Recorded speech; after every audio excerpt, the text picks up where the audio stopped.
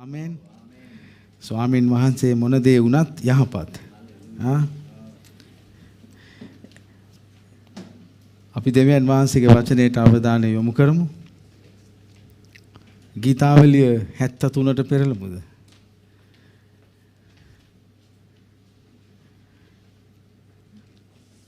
ගීතාවලිය 73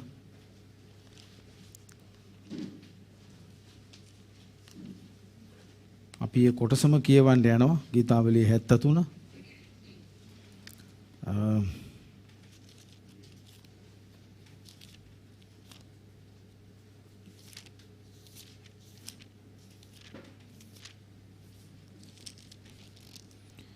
ගීතාවලිය 73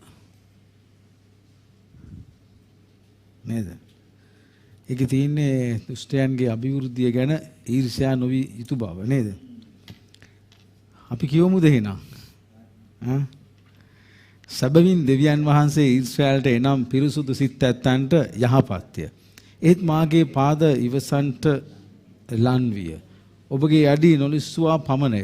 මක්නිසාද මම දුෂ්ටයන්ගේ අභිවෘද්ධිය දුටු කල අහංකාරයෙන් කෙරෙහි ඊර්ෂ්‍යා කළෙමි. මක්නිසාද ඔවුන් මරණයේදී වේදනා නැත. ඔවුන්ගේ ශක්තිය ස්ථිරය. වෙන මිනිස්යන්ට මෙන් ඔවුන්ට විපත්ති නැත. වෙන මිනිස්යන්ට මෙන් පීඩාද නැත.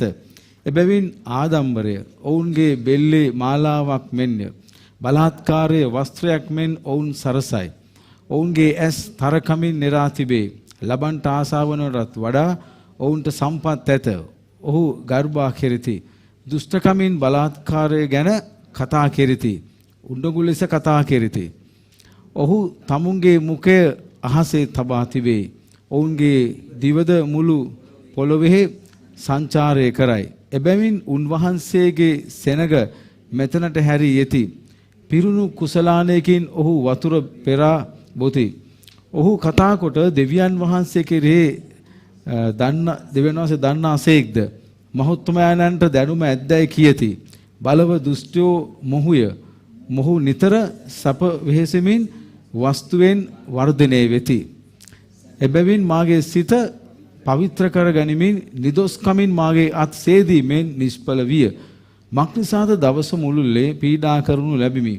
උදයක් පාසා තරවටුද ලැබිමි. මම මෙසේ කතා කරන්නෙමියයි කියමි. නම් බලව ඔබගේ දරුවන්ගේ පරම්පරාවට ද්‍රෝහියෙක් වෙමි. මා විසින් දෙවියන් වහන්සේගේ සුද්ධස්ථානයට ගොස් ඔවුන්ගේ අන්තිමය ගැන කල්පනා කරන තෙක් ඒ මට අධික වේදනා සහිත විය. එය කෙසේදැයි සිතමින් සිටියෙමි. සැබවින් ඔබ ඔවුන් ලිස්සන තැන්වල සිටුවනසේක. ඔබ ඔවුන් විනාශයට හෙළෙනසේක. ඔවුන් ෂණයකින් ශූන්‍ය හැටි බීති වලින් ඔවු සහමුලින්ම විනාශ වූය. යමෙක් පිබිදෙන කල ඔවුන්ට හීනයක් යම්සේද ස්වාමිනී ඔබ පිබිදෙන කල ඔබ ඔවුන්ගේ රූපාකාරය එසේ හෙලා දක්නාසේක. ඒත් මාගේ සිත කැළමුණේය. මාගේ හෘදයට අනින්නාක් මෙන් විය. මම මුර්ගාකාරව විමි. අඥාන විමි. ඔබ ඉදිරියේ තිරිසෙනෙකු මෙන් විමි.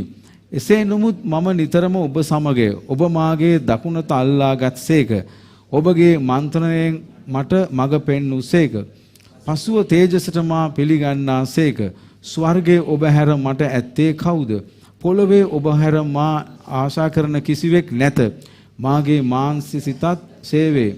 දෙවියන් වහන්සේ මාගේ සිතේ මාගේ කොටසද වනසේක. මක්නිසාද ඔබ කෙරෙහි ඈත සිටින්නෝ විනාශ වන්නෝය. මිත්‍යාචාර ලෙස ඔබ කෙරෙහි පහව යන සියල්ලන් ඔබ විනාශ කරනසේක. දෙවියන් වහන්සේට ලංවීම මට යහපත. ඔබගේ සියලු ක්‍රියා ප්‍රකාශ කරන පිණිස ස්වාමු දෙවියන් වහන්සේ මාගේ සරණ කර ගතිමි. ආමේන්. දීර්ඝ කොටසක් නේද? ඊළඟ කොච්චර හොඳයිද දේව වචනේ කියවන එක. බලන්න ගීතාවලිය 73 දෙවියන් වහන්සේගේ වචනය. මිනිස්සෙක් අසහනකාරී තත්වයට පත්වන්නේ කෙසේද? ඉන් මිදෙන්නේ කෙසේද? මම මේක කියවනකොට ඒ දිහා බලනකොට මට දැනෙච්ච සිතුවිල්ල තමයි මේක. මිනිස්සෙක් කොහොමද අසහනකාරී තත්වයට පත් වෙන්නේ? ඒයින් මිදෙන්නේ කොහොමද? ඒක හරි වැදගත්. මෙතන ඉන්න අපි හැම කෙනෙක්ම අසහනකාරී තත්වයට පත් වෙලා තියෙනවද නැද්ද?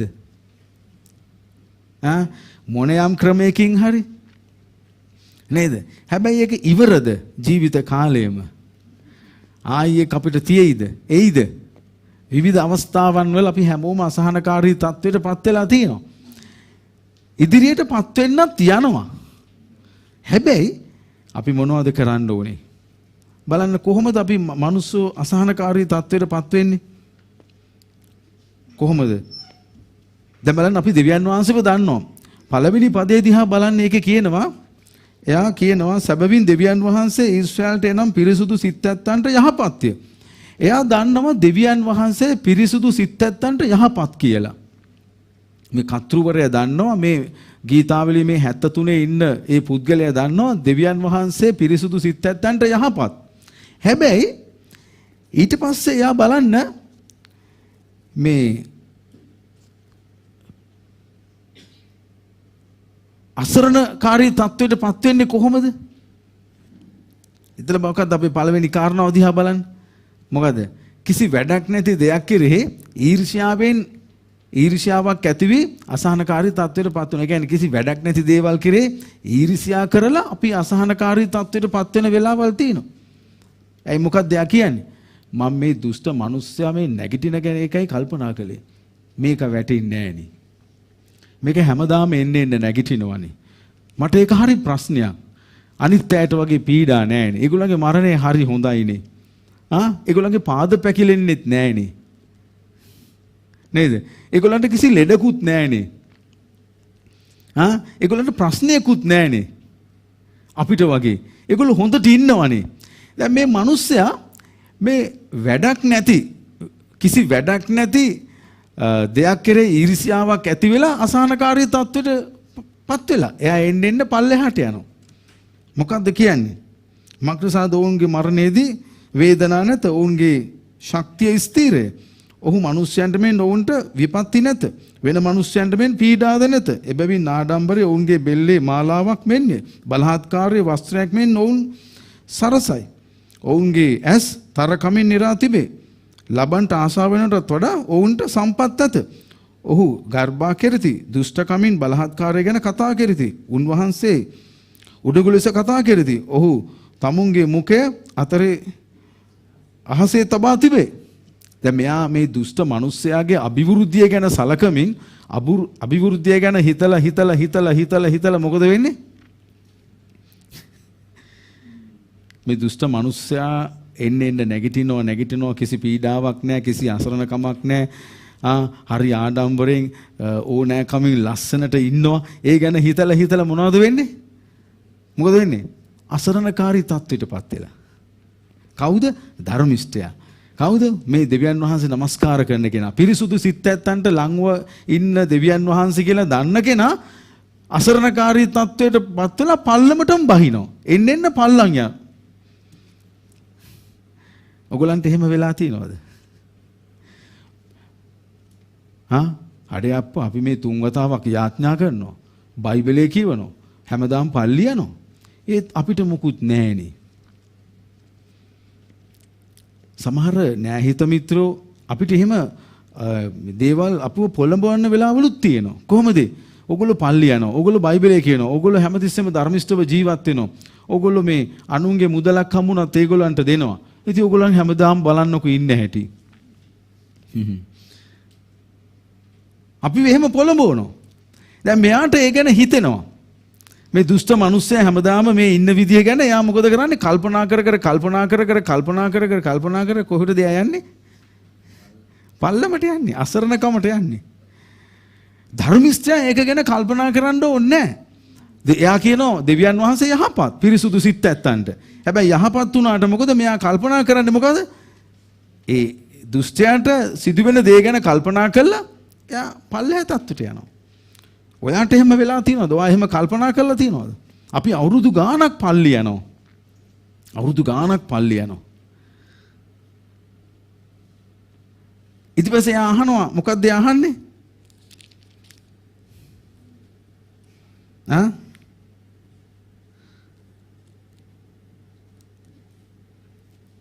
16 වෙනි පදේ අහනවා මා විසින් දෙවියන් වහන්සේ නෑ 13 වෙනි පදේ අහනවා සැබවින් මාගේ සිත පවිත්‍ර කරගනිමින් නිදොස්කමින් මාගේ යත් සේදීමෙන් නිෂ්පලයි වැඩක් නෑ පල්ලි ගිහිල්ලා වැඩක් නෑ බයිබලයේ කියවලා වැඩකුත් නෑ මගේ සිත පවිත්‍ර කරගෙන වැඩකුත් නෑ ඒක නිෂ්පලයි. ඇයි මෙහෙම ඉන්න මිනිස්සුන්ට කවදාවත් කිසිම සහනයක් සමාදානයක් නැගිටීමක් නෑනේ. ඒ මිනිස්සයා තට්ටු 5කට ගේ හදනවා මට තාම මේ උළුවස්ස දාගන්න බැරුව ඉන්නේ. ඒ මිනිස්සයා වාහන 5ක් තියෙනවා. ඒත් මට තාම රෝද 3ක වාහනයක් නෑනේ. දැක්කද මේ ධර්මිෂ්ඨ මිනිස්සයා දෙවියන් වහන්සේ අදහන මිනිස්සයන්ට යහපත් කියලා හිතමින් දීර්ඝ ගමනක් මේ ක්‍රිස්තුස් වහන්සේත් එක්ක මේ ගමනේ දීර්ඝව ආපු මිනිස්සයා සිතන විදිහ බලන්න. එතකොට මොකද වෙන්නේ?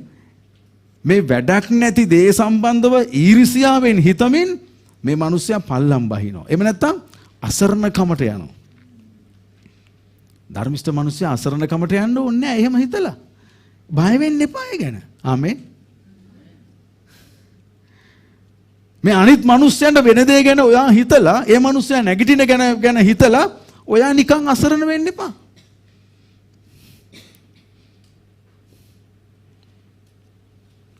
දැන් මේ මිනිස්සයාට හම්බෙන දේවල් ගැන හිතලා අපි අසරණ වෙන්න ඕනේ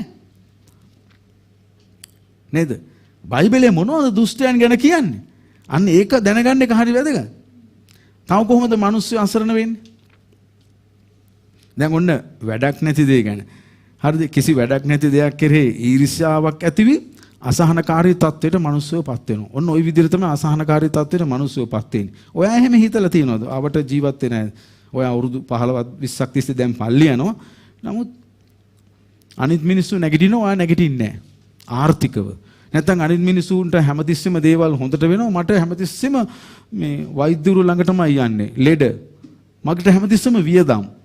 මට හැමතිස්සෙම විපත්ති. හැබැයි මේ දුෂ්ට මිනිස්සුන්ට කිසි විපතකුත් නැහැ, මුකුත් නැහැ, හොඳට ඉන්නවා. කවුද මේ කල්පනා කරන්නේ? තවත් දුෂ්ට මිනිස්සෙක් නෙමෙයි කල්පනා කරන්නේ. කවුද? ධර්මිෂ්ඨයා කල්පනා කළා මොකද වෙන්නේ යාට? එයා පල්ලෙහාට යනවා, අසහනකාරී තත්වයට යනවා.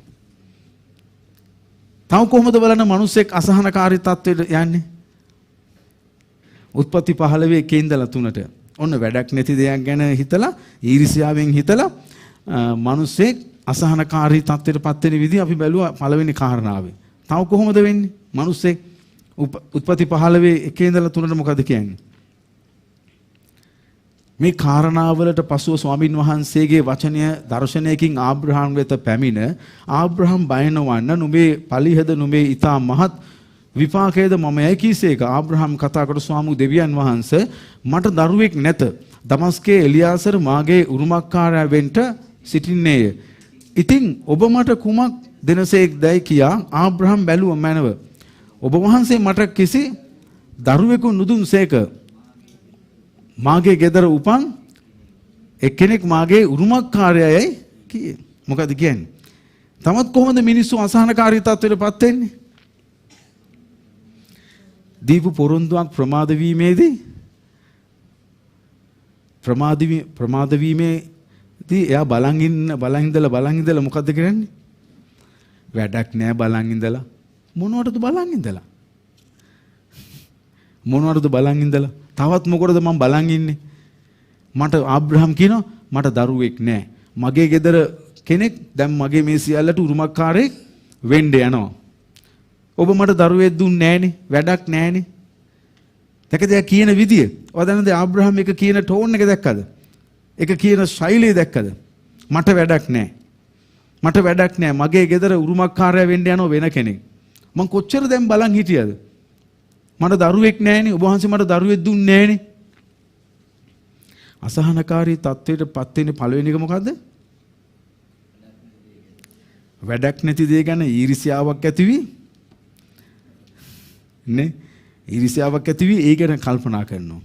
ඒ ගැන කතා කරනවා. වැඩක් නැහැ. දුෂ්ටය ගැන කතා කරලා වැඩක් නැහැනේ. ඒව ගැන අපි හිතලා වැඩක් නැහැනේ. තව කොහොමද අසහනකාරී තත්ත්වයටපත් වෙන්නේ? නේද? පොරොන්දු ප්‍රමාද වීමෙන් අවුරුදු ගාණක් බලන් හිටිය පොරොන්දුවක් ඉෂ්ට වෙනකන් හැබැයි දැන් කියනවා මට දරුවෙක් දුන්නේ නැහැ. ඉතින් මට වැඩක් නැහැ ඉඳලා මෙහෙමයි කියලා එයා කියමින් මොකද වෙන්නේ? එයා අසහනකාරී තත්ත්වයටපත් වෙලා කවුද? ධර්මිෂ්ඨ ආබ්‍රහම්. කොච්චර අසහනකාරී තත්ත්වයටපත් වෙලාද කිව්වොත් නේද? සාරා හිරා වුණා දරුවෙක් දෙනවා කියලා කිව්වහම. විහිළුවට ගත්තා. කූඩාරමේ පිටිපස්ස ඉඳගෙන මොකද කරේ? එයා සිනාසුණා. නේද? දැන් වැඩක් නැහැ. දැන් මම මේ බලන්න මම දැන් අවුරුදු 90ක් වෙනවා. නැකද ඉන්න තැන. ඔයාටත් එහෙම වෙලා තියෙනවද? මිනිස්සෙක් අසහනකාරී තත්ත්වයටපත් වෙන්නේ කොහොමද? ඒකෙන් මිදෙන්නේ කොහොමද? ඔයාගේ අවට මිනිස්සුන්ට සිදුවෙන දේ ගැන ඔයා කල්පනා කර කර ඊර්ෂ්‍යාවෙන් පල්ලම් බහින්න එපා. ඔයාගේ පාඩුව යන්න. දන්නවද? ඒව ගැන ඊර්ෂ්‍යාවෙන් දුෂ්ටයා ගැන ඊර්ෂ්‍යාවෙන් හිතමින් එයාගේ නැගිටීම ගැන ඊර්ෂ්‍යාවෙන් හිතමින් එයා හැමදාම නැගිටිනවා මට විතරයි තුවාල මට විතරයි හැමතිස්සම කරදර. එකක් ඉවරෙන් එකක් මට තියෙනවා. ඔයා ඒ ගැන ඒ දවසක් දෙකක් නෙමෙයි හිතන්නේ. හැමදාම හිතලා පල්ලමට යන මිනිස්සෙක් බවට පත් වෙලා. පොරොන්දුවක් ඉෂ්ට වෙන්නේ නැතිකොට දැන් මට වැඩක් නැහැ කියලා පොරොන්දුව බලා හිටපු කාලය නිසා අසහනකාරී තත්ත්වයට මිනිස්සෙක් පත් වෙනවා. පල්ලෙහාට යනවා. තව කොහොමද මිනිස්සෙක් පල්ලෙහාට යන්නේ? උදේ ඉඳලා වැඩ කරලා විහිසකාරීකම තනිකම පාළුව ජීවිතේ වෙලාගත් විට අසහනකාරී තත්ත්වයට පත් වෙනවා. උදේ ඉඳලා වැඩ කළා. ඇත්තටම මම මේ කරන්නේ පළක් ඇති දෙයක්ද? මම මොකද කරන්නේ? මම මේ යන ගමන හරිද? එතකොට හිත මිත්‍රයන්ගේ කාරණාවලුත් ඔයාට මතක් වෙනවා. එමෙ නැත්නම් කවුරු හරි ඔයාට හිතන්නේ නැති විදිහට එක දිගට බැනගෙන ගියොත් හිතන්නේ නැති වෙලාවක ඔයාට මේම වෙලා තියෙනවද? මං කිව්ව කාරණා තුන ඔයාට වෙලා තියෙනවද? මට නම් වෙලා තියෙනවා. ඔයාට වෙලා තියෙනවද? අවුරුදු 20ක් විතර වෙනවා දැන් පල්ලි එනවා. නේද? ඔයාට මේ තුනම වෙලා තියෙනවද? නැද්ද? කාටද වෙලා නැත්තේ කෙනෙක් කියලානකෝ. මේ තුනේ එකක්වත් වෙලා නැති කෙනෙක් ඉන්නවද? උදේ ඉඳලා වැඩ කරලා හැන්දෑවේ 4:05 වෙනකොට හරි අමාරුයි. ඉතින් පොඩ්ඩක් නේද පුටුවක් උඩ වාල්ලා ඉන්නකොට ටිකක් නිින්ද යනවා. ඇයි උදේ ඉඳලා වැඩ කරලානේ. හරි අමාරුයි තෙහෙට්ටුයි. ඉතින් ඊට පස්සේ මොකද වෙන්නේ? ඉතින් හරි තනිකමක් පාළුවක් දෙනවා. ඒත් එක්කම තද හුලඟක් එනවා. ඒ මහා වේලිච්ච කොළ කෑලි මගේ මූණෙත් වදිනවා. නේද? රොඩුත් ගෙදරට එනවා. නේද? පහනත් නිවිලා යනවා. මහා පාළුවක් දැනෙනවා. මම ඉතින් හැමදාම වැඩ කරනවා. මට නිකන් මොකක්ද අමුතු දෙයක් දැනෙනවා. මේ ඔක්කොම නිකන් වැඩක් නෑ වගේ හිතෙනවා. ඔබට එහෙම හිතලා තියෙනවද? ඔව් නෑ මට විතරයි හිතලා තියෙන්නේ නේද? අකුරු රවුම් වෙන්නේ නැතිකොට මට පේන ඔබට එහෙම හිතලා වගේ. ඔබටත් එහෙම දැනෙලා තියෙනවද? ඔබ එහෙම ගිහිල්ලා තියෙනවද? ඒ වගේ අවස්ථාවන් වලින් නෑ. අපි හැමෝම ගිහිල්ලා තියෙනවා ඒ වගේ අසහනකාරී අවස්ථාවන් වලින්. ඉතින් ගීතාවලිය 73 හැබැයි අපි දන්නවා දෙවියන් වහන්සේ තමයි යහපත් කියලා. දෙවියන් වහන්සේ පිරිසුදු සිත් ඇත්තන්ට ලං වෙන බවත් අපි දන්නවා. අපි දන්නවා දෙවියන් වහන්සේ තමයි සත්‍ය කියලා. ඒ වුණත් අපි ඉන්නේ පොළොවේ. ඒත් අපි මේ පොළොවේ ඉන්නකොට අපිට දැනෙනවා පුදුමාකාර අමාරුයි. මේ තත්ත්වයටපත් වෙනවා අපි නිතරම පල්ලම් බහිනවා අපේ ජීවිතේ. අන්න හතරවෙනි කාරණාව අපට උත්තරයක් එනවා. මොකක්ද උත්තරේ? 16 වෙනි පදේ දිහා බලන්න. මොකද්ද කියන්නේ? ගීතාවලිය 73 16 මා විසින් දෙවියන් වහන්සේගේ සුද්ධස්ථානයට ගොස් ඔවුන්ගේ අන්තිමය ගැන කල්පනා කරන තෙක් එය මට අධික වේදනා සහිත විය. අන්න අපි මේ වගේ වෙලාවක කොහෙටද යන්න ඕන ඉක්මනින්? කොහෙටද යන්න ඕන මේ වගේ අසහනකාරී තත්වයකට එන්න මූණ දීලා පල්ලම් බහිනකොට අපි කොහටද යන්න ඕනේ ඉක්මනින්? සුද්ධස්ථානෙට යන්න ඕනේ. ඉක්මනින් ස්වාමින් වෙතට යන්න. ඉක්මනින් සුද්ධස්ථානයට දුවන්න. ඉක්මනින් රැස්වීමේට ගමන් කරන්න.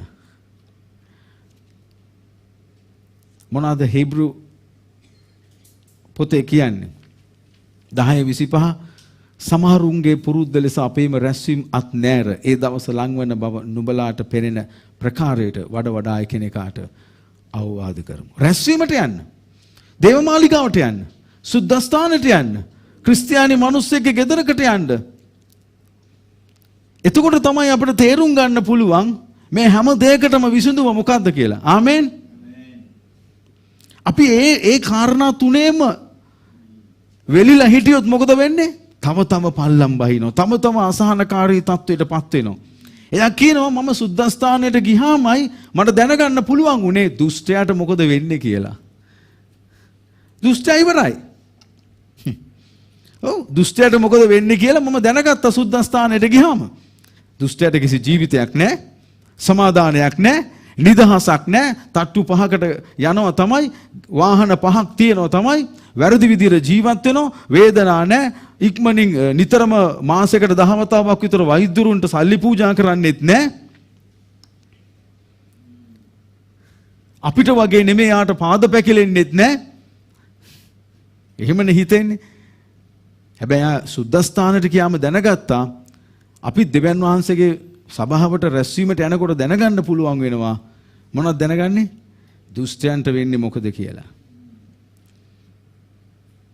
මොනවද දුෂ්ටයන්ට වෙන්නේ කියලා දැනගන්න පුළුවන් අපිට. ටක් ගාලා යන්න රැස්වීමට. ඔයා ඒ එතනම හිටියොත් මොකද වෙන්නේ වාට? ඔයා එතනම හිටියොත් මොකද වෙන්නේ? පිළිතුර ඇත්තේ දෙවියන් වහන්සේගේ අභිමුඛත්වයේ තුලයි. නේ? උන්වහන්සේ අපිව අසහනකාරී තත්ත්වයේ මුදවනවා. මොකද ගීතාවලිය පළවෙනි පරිච්ඡේදයේ කියන්නේ? මොකද්ද කියන්නේ?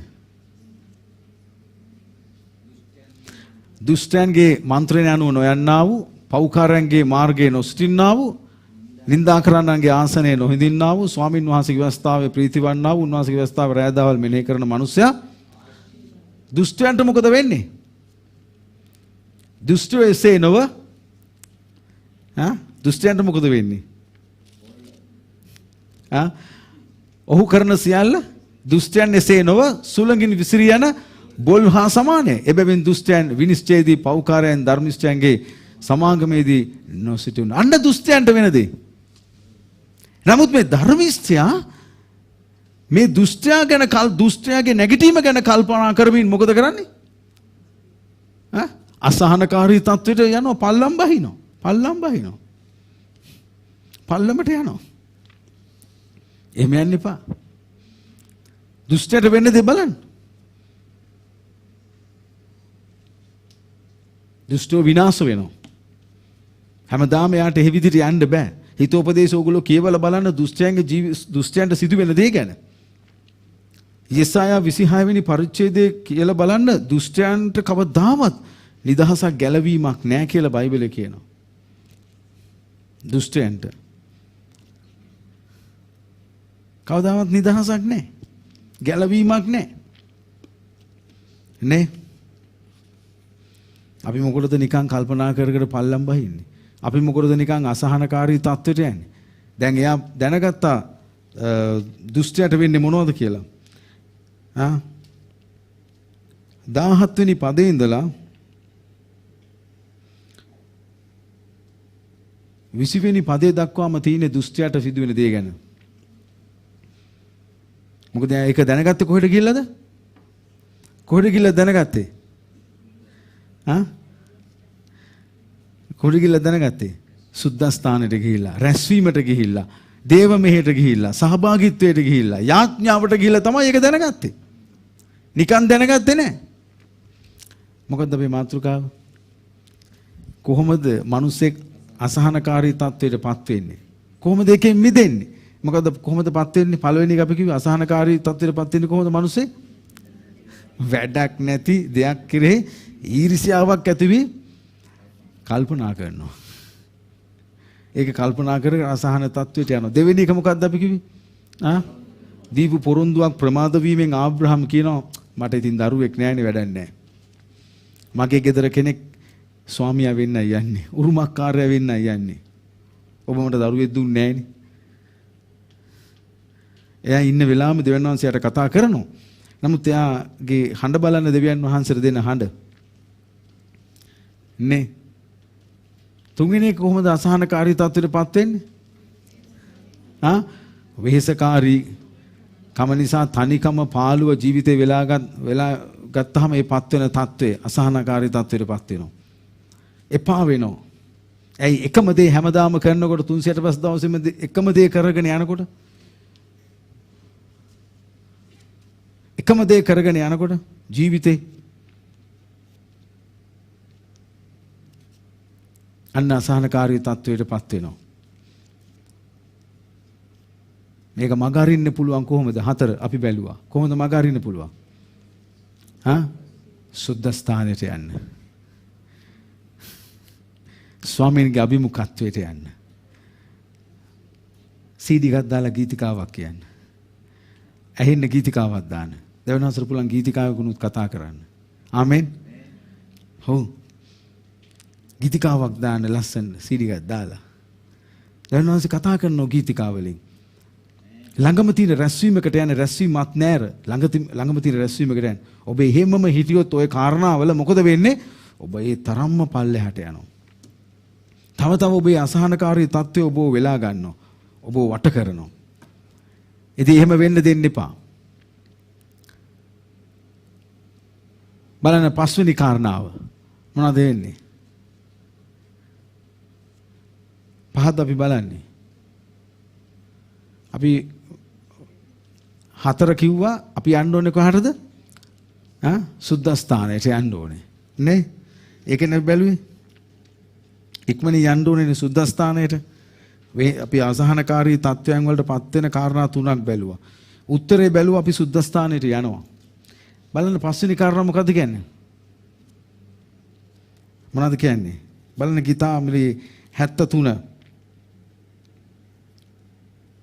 එයා සුද්ධස්ථානට ගියාම තමයි එයාට එක දෙයක් දැනුණා. මොනවද දැනුනේ? 22 වෙනි පදේ ඉඳලා බලන්න. 21 22 එහෙත් මාගේ සිත කැළමුණේය. මාගේ හෘදයට අනින්නාක් මෙන් විය. මම මුර්ගාකාරව වෙමි. අඥාන වෙමි. ඔබ ඉදිරියේ තිරිසනෙකු වෙමි. එසේ නමුත් මම නිතරම ඔබ සමගය. මොකක්ද එයාට දැනුනේ? එයාට දැනුණ සුද්ධස්ථානයට ගියාම එයාගේ තත්වය. එයාට දැනුණා සුද්ධස්ථානට ගියාම එයාගේ තත්වය. එයාට තත්වය දැනුණා. මොනවාද තත්වය? එයාගේ තත්වය මොකද්ද? එයා පසුතැවිලි වුණා. අපරාධ මං එහෙම හිතුවේ. ඇයි මං එහෙම හිතුවේ? ඇයි මං ඒ වගේ හිතුවේ? මම මහ තිරිසනෙක්. මම මහ සතෙක්.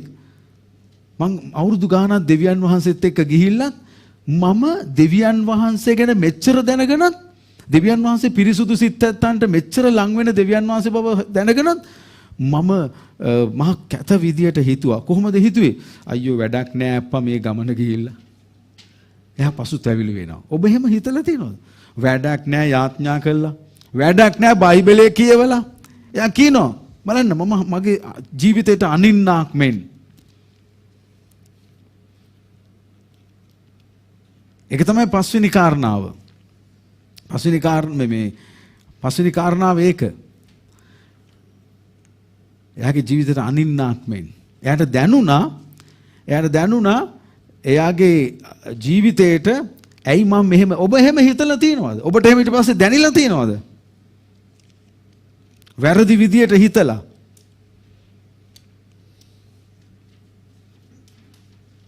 වැරදි විදියට හිතලා ඔබට දැනෙලා තියෙනවද? මං අපරාධ එහෙම හිතුවේ කිව්වේ කියලා. ප්‍රශ්න වලට ඒ පිළිතුරු නැති වෙන වෙලාවේ අමාරුකම් වලදී ඔබට දැනලා තියෙනවද අපරාධي මං එහෙම හිතුවේ? දෙවියන් වහන්සේ කොච්චර යහපත් කෙනෙක්ද? කොච්චර දෙවියන් වහන්සේ උතුම්ද? ඇයි මං වැරදි විදියට හිතුවේ? මට දෙවියන් වහන්සේ උත්තර දෙන්නේ නැහැ වැඩක් නැහැ අප්පා යාඥා කළා. මම සුද්ධස්ථානෙට ගියයි කියලා ඇති වැඩක් නැහැ. මං අවුරුදු ගාණක් දැන් යනවා. මොනවද මට උනේ? ඇත්තටම දෙවියන් වහන්සේ කොයිද ඉන්නේ? ඉන්නෝ මා ළඟ ඉන්නෝ කියලා කියනවා. කොයිද ඉන්නෝ නම් දෙන්න එපා. එහෙම තමයි නිතරම හිතන. දැන් මෙයත් එහෙම හිතලා එයා පසුතැවිල්ලට එනවා. අපරාධි මං මහා අඥාන මිනිස්සෙක්. කවුද තව ඒ වගේ හිතුවේ?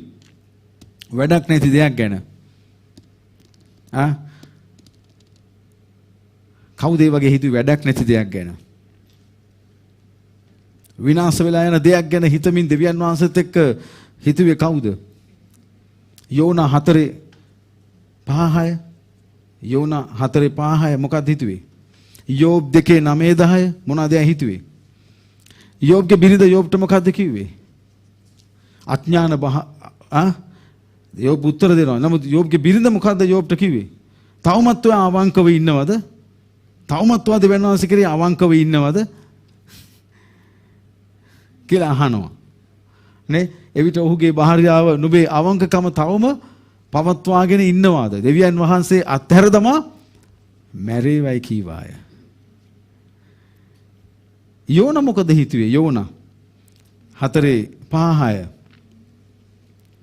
මොනවද හිතුවේ? යෝනා නුවරින් පිටට ගොස් නුවරට නැගෙනහිරින් ඉඳගත්තේය. ඔහු එහි පැලක් සාදාගෙන නුවරකට මක් වේද කියා බලන පිණිස ඒකට සෙවණේ හිඳගත්තේය. දෙවි ස්වාමීන් වහන්සේ ලැබු වැලක් නියම කර යෝනා ඔහුගේ දුකින් මුදන්ට ඔහුගේ හිසට උඩින් සෙවණක් වීමට ඒක ඔහුට උඩින් යන්ට සැලැස්සූසේක. යෝනා ලැබු වැල ගැන ඉතා ප්‍රීතුනේ. ඊට පස්සේ මොකද උනේ? ලැබු වැලට මොකද උනේ? මැරුණා. මැරුණන් පස්සේ යා මොකද කළේ? ලැබු වැල එකපාරට මැරුණා. ඉතින් ලැබු වැල ගැන පුදුම විදිහට එයා තැවෙන්න ගත්තා. ඒතර දෙන්නාන්සේ අහනවා නේ මේ වැව්වෙත් නැහැ වතුර වක්කලෙත් නැහැ ලැබු වැල ගැන උච්චර තැවෙන්න ඕනද? මං එයාට සෑහෙන්න ඉර වැදුනලු. මං වගේ තට්ටෙත් දාන්නේ නේද? ලැබු වැල නැතුණ ගමන් එයාට සෑහෙන්න හිරු එලියාගේ ඔළුවට වැදුනවා කියලා කියනවා. ඉතින් ඇත්තටද යෝනා තා මේ කොණ්ඩේ නැති කෙනෙක්ද? හැබැයි අය ගැන දුක් වුණා. මොනවා ගැනද මේ දුක් වෙන්නේ? මොනවා ගැනද දෙවියන් වහන්සේත් එක්ක මේ එහාට මෙහාට වචන පාවිච්චි කළේ? මේ වැව්වේ නැති වතුර වක්කලේ නැති ලැබු වැලක් ගැන. ඉතින් දෙවියන් වහන්සේ අහනවා ඒ ගැන දුක් වෙන්න ඕනද? එතකොට යෝබ්ගේ භාර්යාව යෝබ්ගෙන් අහනවා තවම අවංකව ඉන්නවද? මැරියා. දෙමළන යහපත් දේ ගැන ලැබුවා නම් ඇයි දෙවියන් වහන්සේ ඉදිරියේ අපි අයහපත් දේ ලබන්න දුමනා නැද්ද? එතකොට මේ මිනිස්යාට දැනෙනවා මොකද දැනෙන්නේ? මගේ අඥානකම ඇයි මං දෙවියන් වහන්සේ ගැන එහෙම හිතුවේ? මෙච්චර දෙවියන් වහන්සේ ගැන දැනගෙනත් ඕගොල්ලෝ එහෙම හිතලා තියනවද? මටත් නම් එහෙම මගේ ඇතුණුත් වෙලා තියෙනවා. ඔයාට වෙලා නැද්ද එහෙම? වැඩක් නැති දේවල් ගැන අසහනකාරී තත්ත්වයටපත් වෙලා දෙවියන් වහන්සේ කොහෙද කියලා හිතලා නැද්ද? දෙවියන් වහන්සේ ගැන අඥාන ලෙස අවිශ්වාසවන්තව හිතලා නැද්ද? නේ. අන්න එතන තමයි තියෙන්නේ. ඒක තමයි හොඳ නැත්තේ. නේ. අපි ඒක බලන්න ඊට පස්සේ මොනවද කියන්නේ? අන්න දෙවියන් වහන්සේ අන්තිමටම බහින්න උත්සාහ කරනකොටම දෙවියන් වහන්සේට උපකාර කරනවා. දැන් එයා පසුතැවෙන. ඔයා පසුතැවිලි වෙන්න ඕනේ. බලන්න. පසුතැවිලි වෙන හදවතක් ඔයාට තියෙන්න ඕනේ. හරි. පසුතැවිලි වෙන හදවතක්. අපි බැලුවේ පස්වෙනි කාරණා තමයි ඒක. මොකද්ද? අඥාන කමින් එයා කරපු දේ සම්බන්ධව එයා පසුතැවිලි වුණා. මම අඥානෙක්. නේ? මම තිරිසනෙකු මෙන් වෙමි. මම දුෂ්ට මිනිස්සෙක්. මං එච්චරට දෙවියන් වහන්සේ ගැන දැනගෙන එහෙම හිතුවේ එක ගැන. හරි. එයා හිතපු විදිය. ඒ පස්වෙනි කාරණාව එක තමයි. මොකද්ද පළවෙනි කාරණාව? මිනිස්සෙක් අසහනකාරී තත්ත්වයටපත් වෙන්නේ ඒක හරි ගස්සලා දාන්න කමක් නැහැ. වැඩක් නැති දෙයක් ගැන ඊර්ෂ්‍යාවෙන් සිතමින් ඒ ගැන කල්පනා කරමින් හදවත පල්ලෙහාටම බහිනවා. දෙක මොකද්ද මං කිව්වේ? දීව පොරොන්දුවක් ප්‍රමාද වීමෙන් සෑහෙන කල් ඒ ගැන බලා ඉඳීමෙන් එයාගේ මනස සිත පත්වන ඒ తত্ত্বය. විශේෂයෙන් ආබ්‍රහම් මට දරුවෙක් නැහැ කියලා කිව්වා. තව කොහොමද අසහනකාරී තත්ත්වයටපත් වෙන්නේ? වෙහෙසකාරී භාවයේ වැඩි වෙලා එකම දේ හැමදාම කරගෙන ගිහිල්ලා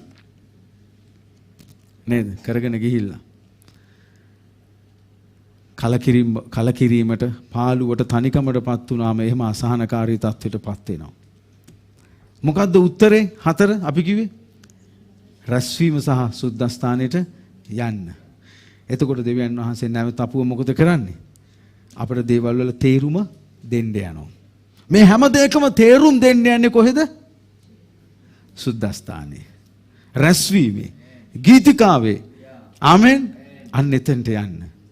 ඒ හැම දෙයකම තේරුම් දෙන්න යනවා. ඒක හරි වැදගත්. පස්වෙනි එක මොකද්ද කිව්වේ? එයා පසුතැවිලි වෙනවා. මොකද පසුතැවිලි වෙන්නේ? මම තිරිසනෙක්. මම මෙච්චර දෙවියන් වහන්සේ දැනගෙන මං කැත විදිහට දෙවියන් වහන්සේ ගැන හිතුවා. මං අඥානෙක්. අපරාධ මං එහෙම හිතුවේ. ස්වාමින් වහන්සේ ගැන. නේද? ඔයගලන්ට මේක මතක් වෙන්න ඕනේ සුද්ධාත්මයන් වහන්සේ කරන කොටගෙන මේ ජීවිත ගමනේ යනකොට. මොකද ඉවර නෑ. ඉවර නෑ. අසහනකාරී දේවල් දවස් ඉවර නෑ. හෙට එන්න පුළුවන්. ඊළඟ මාසෙ එන්න පුළුවන්. හැබැයි එහෙම එනකොට වටක් ගාලා ඉන්න සුද්ධස්ථානෙට. ආමෙන්. ඔයා ආපු එක හොඳයි බ්‍රදර්. මම මේ හරි පාළුවෙන් හිටි මොනවා කරන්නද කියලා. ඇයි? නෑ ඔක්කොමලා ගෙදර ගියා මාව දාලා ට්‍රිප් එක. මම මේ බල්ලත් එක්ක ඉන්නවා. දැනද කියන්නේ? එහෙම තියෙනවනේ. පාළුයි තනිකමයි මොකද කරන්නේ? කොහෙවත් යන්නත් බෑ. ඉන්නත් ඕනේ මූට කන්න දෙන්න. එහෙමනේ කියන්නේ දැනෙන දේවල් දැනෙනවා. හරි අමාරුයි. ඔය ආපු එක හොඳයි. මොනවා කරන්නද කියලා මට හිතා ගන්න බැරුවයි හිටියේ. නේද? හැබැයි මාමම හොඳයි. කවුරු හරි ඇවිල්ලා ධෛර්යය දෙනවා. ආමෙන්. දෙවියන් වහන්සේට ස්තුති වේවා.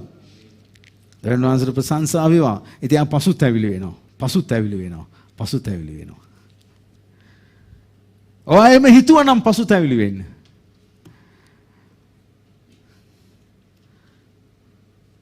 මං වගේ මෝඩෙක්, මං වගේ අඥානෙක්, අපරාධි මං එහෙම හිතුවේ. මිනිස්සුන්ට මෙච්චර උගන්නලත් ගීතිකා කියලත් මං දෙවියන් වහන්සේ ගැන හිතපු විදිය හරි නෑ. නේද? මට උන්වහන්සේ ඒ තරම් ආදරේ.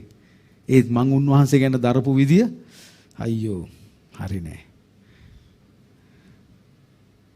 නේ. මා සැනසූ දේව පිය අර ඩර්වින් කිව්ව ගීතිකාවේ නේ. පියාණනි දෙවිතුමනි ඒක හරි ලස්සනයි නේ. අපිට දැනෙනවා ස්වාමීන් වහන්සේ කොච්චර අපිට ආදරේද. ඒත් අපි උන්වහන්සේ ගැන හිතපු විදිය හරි නැති නිසා මම පසුතැවිලි වෙනවා ස්වාමීනි. මට උපකාර කරන්න. බලන්න 6 වෙනි කාරණාව දිහා අපි ඒක හරි ගස්සගෙන යමු. 6 වෙනි කාරණාව මම එයා අන්තිමටම එයා කියන්නේ අසහනකාරී තත්වයේ අන්තිමටම ඉන්නකොට මොකද්ද යට දෙවියන් වහන්සේ කරන්නේ? මොකද්ද කරන්නේ? 23 24 දිහා බලන්න. ඒත් නමුත් මම නිතරම ඔබ සමග ඔබ මාගේ දකුණත අල්ලා ගත්සේක. ඔබගේ මන්ත්‍රණයන් මට මඟ පෙන්වනසේක. පසුව තේජසට මා පිළිගන්නාසේක. මොකද්ද කියන්නේ? අන්තිමටම යනකොට ඒ අසරණතාවයේ අන්තිමටම යනකොට වැටෙන්න ඔන්න මෙන්න තීදි. අන්න දැන් ඔතන තමයි ප්‍රශ්නේ. වැටෙන්න ඔන්න මෙන්න. ඇයි මං එහෙම කියන්නේ? දේවගැතිතුමාගේ ගීතිකාව. පිරිසිදු සිතකට දෙවිතුමන් සලසන්නේ යහපත සැබෑවින් දුටුවත් සපලත් වය එලෙසින් අහිත කමින් නොදකිමු අද මිටුවන්. දැන් මේකෙන්නේ ගීතිකාව හදලා තියෙන්නේ. ඉරිසියාව පිරි දුර්වල හැඟුමන් පයලිස්සන්නට අනුබල දෙන්නේ සුදස්ථානයට මා පැමිණෙන තෙක් ඔවුන්ගේ කෙලවර සිහිනුනේ. ඒ කියන්නේ දැන් පැකිලිලා දැන් වැටෙන්න ඔන්න මෙන්න තීද්දි 6 වෙනි කාරණාව දෙවියන් වහන්සේගේ දකුණත යා උසුලනවා. ආමෙන්. කල්පනා කළා අසරණ තත්වයට පත් වෙලා අසහනකාරී තත්වයට පත් වෙලා වැටෙන්න ඔන්න මෙති දෙවියන් වහන්සේගේ දකුණත යා උසුලනවා. පාය පැකිලෙන්නේ දැන් වෙලාවේ දැන්. දැන් යා මේ දුෂ්ටයන් ගැන කල්පනා කරලා අපට මිනිස්සුන්ගේ නෙගටිව් ගැන කල්පනා කරලා එයා අසහනකාරී තත්ත්වයට පත් වෙලා දැන් වැටෙන්න යනවා. එතකොට අප දුෂ්ටෝ දෙන්නේක් නේ. ධර්මිෂ්ඨයා දුෂ්ටයෙක් ගැන කල්පනා කරගෙන එයා දුෂ්ටයෙක් වෙනවනේ. හෝ. එයාගේ පාය පැකිලෙන්නට යනවා දැන්. අර කියන්නේ පාය ලිස්සන්නට අනුබල දෙන්න. නේ? වර්ස් එකේ එහෙමනේ දන්නේ. පාය ලිස්සන්නට අනුබල දෙනවා. අනුබල දෙනවා. මම කල්පනා කරනවා. යාඥා කරනවා කෝ නෑනේ මුකුත් නෑනේ වෙන්නේ නෑනේ. දැන් පාය පැකිලෙන්න යනවා. පාය ලිස්සන්න යනවා. දෙවියන් වහන්සේ දකුණට අල්ලලා යා මොකද කරන්නේ? දෙවියන් වහන්සේ කියනවා. ගීතාවලි 18:16 කියන්නේ. ගීතාවලි 18:16 මොකද? උන්වහන්සේ උඩින් අතපොවා මා අල්වාගත්සේක. බොහෝ ජලධාරාවලින් මා ඇදගත්සේක. තවද ඔබගේ ගැලවීම නැමැති පලිය ඔබ මට දුන්සේක. ඔබගේ දකුණත මා දැරුවේය. ඔබේ දකුණත මා දැරුවා. ඔබ උඩින් අතපොවා මා අල්වාගත්සේක. අර පේදුරු මුහුදේ ඇවිදින්න යනකොට මොකද උනේ? එයා ගිලින්නා ගියා. ඒතර දෙවනාසෙ මොකද කරේ? යේසුස් වහන්සේ අත දීලා අල්ලගත්තා. අපිත් එහෙම ගිලෙන්න යනකොට, පය ලිස්සන්න යනකොට, පැකිලෙන්න යනකොට මොකද කරන්නේ? ස්වාමීන් වහන්සේ ටක් ගාලා අපිව අල්ල ගන්නවා. ටක් ගාලා අපිව ඔසවනවා. උන්වහන්සේගේ දකුණ තේවලා. හැබැයි මේ පැකිලෙන්නේ මොකක් නිසාද? මොකක් නිසාද මේ පැකිලිලා වැටෙන්න ගියා? වැඩක් නැති දේවල් ගැන ඊර්ෂ්‍යාවන්තකමෙන් හිතලා නිකා නේද? ඉතින් ඒ නිසා ඔය වැඩ කළා 4ට 5ට විතර චූට්ටක් නිින්ද ගියාට කමක් නැහැ සෙටි එකේ. වැඩි නිදා ගන්න බෑ. ඒක නැති වෙලාම යනවා. නේද? මොකක් හරි ආප්පයක් පුච්චගෙන ආයි කාලා ගීතයක් කියලා එන්නයි තියෙන්නේ. එහෙමනේ දනිස් පොල් කට්ට අත ගාමින් කකුල් අත ගාමින් ඔළුව අත ගාමින් හරි අමාරු වෙන වෙහෙසකාරී භාවයෙන් මිනිසා යන්නේ නිතරම. ඉතින් හරි අමාරුයි. එතකොට අනිත් ආගමික මිනිස්සු කියපුවත් මතක් වෙන. ඔව් අප්පා ජීවිතේ ඔහොම තමයි. ලබා උපන් හැටි. ඉපදුනා නම් ඔහොම තමයි. බැඳගත්තොත් ගහපිය බෙරේ. එක දේවල් අනිත් ආගමික අය කියපු දේවලුත් මතක් වෙනවා. ඇයි මේ තනිකම පාළුවේ යනකොට එහෙමනේ? නේ? මහා තද හුළඟ විසක් මේ කූඩු වල රැලිත් හුළඟට යනවා. ලයිටුත් නිවිලා. මහා පාළුවක් දැනෙනවා. අර කුම්බාණ්ඩ පාළුවක්. නේද? වහින්නෙත් නෑ උනට අමුතුම සුළඟක්. ඒ තමයි ජීවිතේ. නමුත් ඉන්න එපා. දන්නවද නැත්නම් එතන යන කෙනෙක් වව දාන් යනවා අනිවාර්යෙන් දන්සලක් වඳින්න. අනිවාර්යෙන්ම පාළුවෙන් ඉඳලා නැගිටිනව නේද? ටාක් ගාලා දන්සලක් වඳින්න එන්න යමු. බෙලි මල්ලාරි ඇඟට හොඳයිනේ බෙලි මල්ලාරි. අකුරු කෑල්ලක් එක්ක බොමු කියලා යනවා එකයි යනවා. ඔය රස්සිමට යන්න ඕනේ. ආමෙන්. බෙලි මල් බොන එකනේ මම කියන්නේ. ඊට පස්සේ තව කොහරි එකයි යයි. මහා කූඩුවක් තියෙනවා ගියා. ඒකත් බලන්න එකයි. ඒකයි වෙන්නේ ඊට පස්සේ කූඩුවට දානවා. දන්නවද? ඒ නිසා ටක් ගාලා රැස්වීමට එන්න ඕනේ. ආමෙන්. රැස්වීමට එන්න ඕනේ. දෙවනාන්සේ දකුණතින් මොකද කරන්නව? උසුලනවා. එන්න තව අය පල්ලෙහාටම යන්නේ. මේකෙන් තමයි පාස්ටර් හදලා තියෙන්නේ ගීතිකාව. අසහනකාරී තත්ත්වය. අසහනකාරී. අන්න ඊට පස්සේ මොකක්ද යා කරන්නේ? අපි බලමු අනිත් කාරණා මොකද්ද?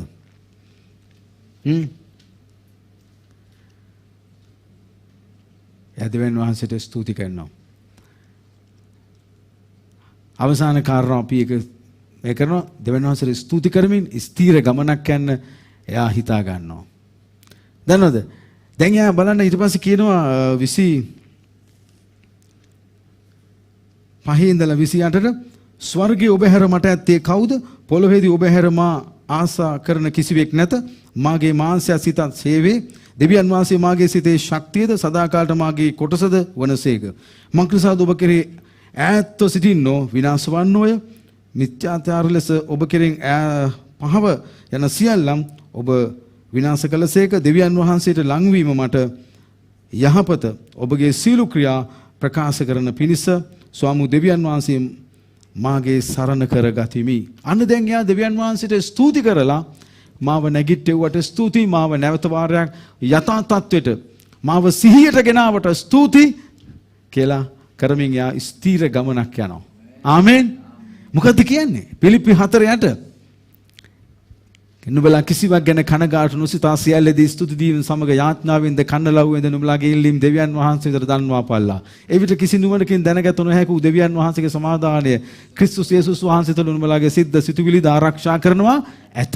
ස්තුති කරන්න ටක් ගාලා නැගිටලා දෙවියන් වහන්සේ වාට ධෛර්යය දීලා අත දීලා ගත්තට පස්සේ මොකද කරන්න ඕනේ? ස්තුති කරන්න. ස්තුති කරන්න. කිසි නුවණකට දැනගත නොහැකි වූ දෙවියන් වහන්සේගේ සමාදානය වාගේ සිතුවිලි ආරක්ෂා කරනවා. ආමෙන්. මේ සිතුවිලි ආරක්ෂා වෙන්නේ, මනස ආරක්ෂා වෙන්නේ සාතන් මනසට තමයි පහර දෙන්නේ. ඒකනේ කියන්නේ ආරක්ෂා තොප්පිය දාගන්න කියලා. එපිස පොතේ කියන්නේ ආරක්ෂා තොප්පිය දාගන්න කියලා. මනසට පහර දෙනවා සාතන්. මනස ආරක්ෂා වෙන්නේ, සිතුවිලි ආරක්ෂා කරන්න පුළුවන් දෙවියන් වහන්සේට ස්තුති කිරීමෙන්. ස්තුති කරන්න, ප්‍රශංසා කරන්න. එයා යථා තත්ත්වයට එනවා දැන්. එයා හොඳ සිහියට ඇවිල්ලා ස්ථීර ගමනක් යන දෙවියන් වහන්සේට උපකාර කරනවා. නේ? දෙවියන් වහන්සේගේ සුද්ධස්ථානයේදී උන්වහන්සේට ප්‍රශංසා කරව. ගීතාවලිය 46:1 මොකක්ද කියන්නේ? 46:1 සම්පූර්ණ ගමනක් යන පිණිස දෙවියන් වහන්සේ සරණ කොට ගන්නවා. සරණ කොට ගන්නවා. නේ? දෙවියන් වහන්සේ අපේ සරණ හා ශක්තියයි. දුකේ දිතා ලං වූ පිහිටක්. එතකොට එයා ස්ථීර ගමනක් යනවා. මම දෙවියන් වහන්සේ සරණ කොට ගන්නවා. අමුතුවෙන් සරණ කොට ගන්නවා. දැන් සරණ කොට අරන් තිබුණේ. නමුත් දැන් පැකිලෙන්නේ නේ ගියේ. ඉතින් ආයි කියනවා මම දැන් දෙවියන් වහන්සේව සරණ කොට ගන්නවා. ඒකයි අන්තිම පදේ කියන්නේ 28 වෙනි පදේ කියන්නේ. දෙවියන් වහන්සේව සරණ කොට ගන්නවා. නේද? ස්ථීර ගමනක් යන්න. දෙවියන් වහන්සේත් එක්ක හොඳ ගමනක් යන්න ඕනේ අපි. තව කොයිතරම් දේවල් සිද්ධ වුණත් යන්න ඕනේ. යෝබ්ට යෝබ්ගේ භාර්යාව කිව්වා වගේ, "ඔව් මං අවංකව ඉන්නවා. මට කමක් නැහැ." දෙවියන් වහන්සේ යෝබ් ආයි නැගිට්ටුවද නැද්ද? නැගිට්ටුවා. දෙවියන් වහන්සේ ඊට වඩා දෙගුණයකින් ආශිර්වාද කළාද නැද්ද? ආශිර්වාද කළා. බයිබලේ කියනවා යෝබ් ඒ මොනතරම් දේවල් ආවත් දෙවියන් වහන්සේ ඉදිරියේ පව් කළේ නැහැ කියලා. දෙවියන් වහන්සේට දොස් තැබුවේ නැහැ, පව් කළේ නැහැ. අවංකවම හිටියා. අවංකවම හිටියා. සමහරක් වෙලාවට දුෂ්ටයන්ට වෙන දේ ගැන ප්‍රශ්නයක්, සමහර ධර්මිෂ්ඨයට සිදුවෙන පීඩා ගැන ප්‍රශ්නයක්. හැබැයි මේ දෙකම ආවත් දෙවියන් වහන්සේගේ ධර්මිෂ්ඨයා ඒ ගැන බය වෙන්න ඕනේ නැහැ. බය වෙන්න දෙයක් නැහැ. මරණ සෙවෙනේ මිටියාවත මැදින් ගියත් දෙවියන් වහන්සේවත් එක්කයි. අපි හැමදාමත් ගැලවීම ලබන කඳු මුදුනේ නෙවෙයි ඉන්නේ. ඒ ගැලවීම ලැබු මුල් කාලේනේ කඳු මුදුන කියන්නේ ප්‍රීතිය. නම් ඊට පස්සේ දෙවියන් වහන්සේ ඉදිරි ධර්මිෂ්ඨෙක් වර්ධනය වෙලා කොහෙන්ද යන්න ඕනේ? මරණ සෙවෙනේ මිටියාවත මැදි යන්න දිනවා. ඒ ගියත් දෙවියන් වහන්සේ වා සමගයි. ආමෙන්. ඒකයි. හැමදාම මේ ගැලවීම ලැබු මුල් කාලේ වගේ පූස් පැටව් වගේ එහෙට පයින්නවා මෙහෙට පයින්නවා හොඳ එහෙම නෑ. ඒ කන්ද මුදුන ඊට පස්සේ අපි යනවා මරණ සෙවෙනේ මිටියාවතේ වර්ධනය වෙන්න. ස්වාමින් වහන්සේත් එක්ක ගමනක් යනවා. සරණ කොට ගන්නවා ස්වාමින් වහන්සේව. ඒක හරි වැදගත්. අපි මතක් කරලා යාඥා කරමු. මොකද්ද මාතෘකාව? අසහනකාරී තත්වෙන් සහ එයින් මිදෙන්නේ කොහොමද? නේද? කොහොමද අසහනකාරී තත්වයන් ඇති වෙන්නේ මිනිසුන්ට? වැඩක් නැති දෙයක් කෙරේ ඊර්ෂ්‍යාවක් ඇති වෙනවා. ඊර්ෂ්‍යාව. මට ඊර්ෂ්‍යාවක් තියෙනව නේද? මම නැගිටින්නේ නැහැ නැගිටිනවා. එහෙමනේ. මං ඒක ගැන කල්පනා කර ලත වෙනවා. ලත වෙලා මන් නිකම් පල්ලම් බහිනවා, එයා පල්ලම් බහින්නේ නැහැ. එහෙම නෙවෙන්නේ. දෙවෙනි එක මොකද්ද? පොරොන්දුව ඉටු වීමට ප්‍රමාද වීමේදී ඇතිවෙන ඒ తত্ত্বය සිතේ. මට දරුවෙක් නැහැ. මගේම ගෙදර වෙන කෙනෙක් උරුමකාරය වෙන්න යනවා. මට ඒක හරි නෑ හිතට. තුන මොකද්ද අපි කිව්වේ? වෙහෙසකාරී භාවයෙන් තනිකම පාළුව ජීවිතේ දැනෙනකොට ඒ වෙලා ගන්න පාළුව තනිකම නේද? අපිට අසහනකාරී තත්වයටපත් වෙනවා. 4 මොකක්ද අපි කිව්වේ? ඒකෙන් කොහොමද මිදෙන්නේ? මිදෙන්නේ කොහොමද අපි? ආසබන්තු කියන දුවපියවිලු රැස්වීම වලට සුද්ධස්ථානයට ඉක්මනින් යන්න නේද? ඉක්මනින් රැස්වීමට යන්න, ඉක්මනින් සහභාගීත්වයට යන්න, ඉක්මනින් දේව දරුවොත් එක්ක ගායනාවක් කරන්න, ගීතිකාවක් කියන්න නේද? නැත්නම් ඇහෙන්නම මූදින්බේගේ සින්තු තවත් පාළුවගෙන දෙන ඒවා, තවත් තනිකම ගෙනද ඒවා ඇහෙනකොට ඒවා ඇහෙනකොට පාළුව තනිකම වැඩි. නමුත් ගීතිකා ඇහෙනකොට ශක්තිය තියෙනවා නේ. 5 මොකක්ද අපි කිව්වේ? පසුතැවිලි වෙන්න ඕනේ. දන්නවද? අපරාධි මං එහෙම හිතුවේ දෙවියන් වහන්සේ ගැන නේ. මෙච්චර ආදරය කරන දෙවියන් වහන්සේ ගැන මං එහෙම හිතුවේ කියලා හිතුවා. 6 මොකක්ද අපි කිව්වේ? දෙවියන් වහන්සේට උඩින් අතපොල මොකද යාර කරේ? දෙවියන් වහන්සේ යාට අල්ල ගන්න. නැත්තම් යා මොකද වෙන්නේ? එහෙම ගියා නම් යා පයලිස්සන්නට අනුබල දෙනවා. නේද? අනුබල දෙනවා. යා එක තැනක කියනවා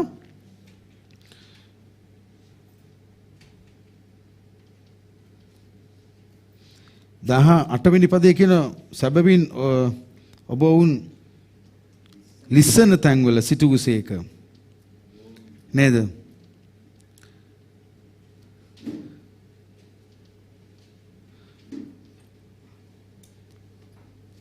එයා කියනවා මම මගේ අනිත් අයට මම ආදර්ශයක් දෙන්නේ නැතුව ඒගොල්ලන්ට පැකිලෙන්න සලස්වන්න පුළුවන් අපි එහෙම කියොත්. අපි එහෙම කියොත් ඒගොල්ලන් 7 මොකද්ද මම කිව්වේ? නැවත වාරයක් ස්තුති කරනවා. ස්තුති කරමින් ඉස්සරහට යන්න ඕනේ. එතකොට තමයි අපේ කල්පනාවල් ආරක්ෂා වෙන්නේ, සිතුවිලි ආරක්ෂා වෙන්නේ ස්තුති කළොත්. නේ? ස්තුති කරන්න ඕනේ. දැනන්සවට ආදරේද නැද්ද? ආදරේද වෙනවාසේ ආදරේ. අපි ස්ථීර සරණක් අපි උන්වහන්සේ මොකද කරන්න ඕනේ? සරණ කොට ගන්නවා. අපි ආයේ උන්වහන්සේ සරණ කොට අරගෙන අපි ඉස්සරහට යන්න ඕනේ. දෙවනවාසේ මගේ සරණ හා ශක්තියයි. නේද? නිකන් අසහනකාරී තත්ත්වයටපත් වෙන්න එපා. සමහරු ස්වර්ග රාජ්‍යයට යන්න ඔන්න මෙන්න තීදී අසහනකාරී තත්ත්වයටපත් වුණා. සමහරු ඔන්න මෙන්න තීදී ජීවිතේ විනාශ කරගත්තා. තව පොඩ්ඩයි. තව මොහොතයි. දෙමින් එපා. මේ ගමන අන්තිම දක්වා ස්වාමීන් වහන්සේත් එක්ක අවසන් කරාම නේද? වාට පොළොවේදී දුෂ්ටයන්ට වෙන දේ බලා ගන්න පුළුවන්. ස්වාමීන් වහන්සේගේ අභිමුඛත්වයට ගියාමත් ඒක බලා ගන්න පුළුවන්. ඒ නිසා අපි අන්තිම දක්වා ඒක යන්න ඕනේ. දෙවියන් වහන්සේට ප්‍රශංසා වේවා. දෙවියන් වහන්සේ යහපත්. අපි ගායනා කරමු බද ඩර්වින්නේ ගීතිකාව. කියනවද ඔය ඇවිල්ලා? අපි කියමු මොනවද? පියාණනි දෙව්තුමනි නේද? ඒක හරි හොඳයි. ලිස්සන්න දෙන්න එපා. දෙවියන් වහන්සේවත් එක්කයි. දෙවියන් වහන්සේ වට කරගෙන ඉන්නේ. Then